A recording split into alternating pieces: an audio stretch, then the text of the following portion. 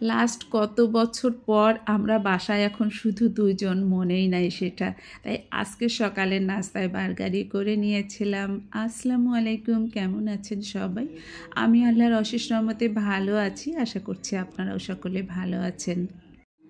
বাসায় বরাবরই মানুষ কম, তারপরেও এভাবে শুধু দুজন হওয়া হয় না অনেক বছর। তো প্রতিদিন তো সকালে রুটি সবজি ডিম পোচি করতে হয়। আমি যদিও রুটিটা খুবই কম পছন্দ করি, সকালে নাস্তা করতেই আমার ভালো লাগে না। তো আজ মনে হলো আর রুটি করব না, চিকেন সালামিটা আমার ঘরে করাই ছিল। তো রাতে প্রিপারেশন নিয়েছিলাম যে সকালে আমরা দুজন দুটো বার্গার করে এই নাস্তাটা করে নেব। আনিস এই টাইপের নাস্তা ভীষণ পছন্দ করে। তো আমি চিকেন পেটি 2 পিস করে একটু বাটার দিয়েই ভেজে নিলাম ভালো একটা ফ্লেভারের জন্য। আর পাউরুটির ভিতর থেকে কেটে নিয়েছি। তারপরে সস মেয়োনিজ দিয়েই করে নেব।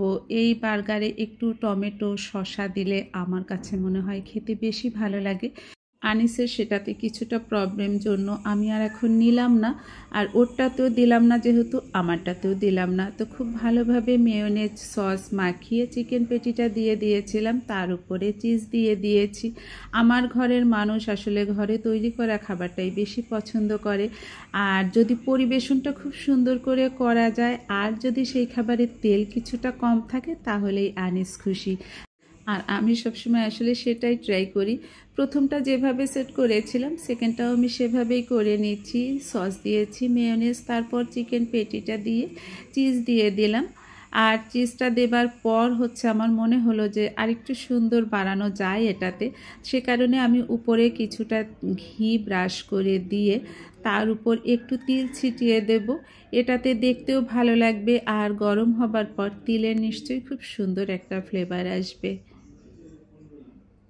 আসলে রেস্টুরেন্টের মতো টেস্ট হয়তো আমাদের ঘরের খাবারে হয় না, তবে এটাতে মানসিক শান্তি পাওয়া যায়, আর আমি সেটাই চেষ্টা করি। এত সুন্দর একটা ঘ্রাণ এসেছে, বাটার ঘি আর তিল মানে সব কিছুর সমন্বয়ে দারুণ হয়েছিল খেতে। আনিস তো খুবই পছন্দ করেছিল, আমার নিজেরও ভালো লেগেছিল। আমি তো আসলে এসব খাবার খুব বেশি পছন্দ করি না, যে কারণে খাবার রিস্কও নেই না। তো আজকে যেহেতু নিজের হাতে বানিয়েছি, খেয়ে ভালো লেগেছে। আর তারপরে কফি তো খেতেই হবে, এটা ছাড়া তো কখনোই নাস্তা কমপ্লিট হয় না, দিনটাও ভালোভাবে শুরু হয় না।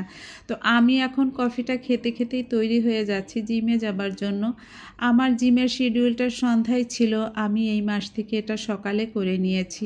সকালে করলে সারাটা দিনের একটা টেনশন চলে যায়। আর সন্ধ্যায় যেটা হয়, অনেক সময় বাসায় গেস্ট থাকে বা নিজেরও অনেক কাজ থাকে, তাই টাইমটা চেঞ্জ করেছি। তো আজ এই পর্যন্তই, আল্লাহ হাফেজ।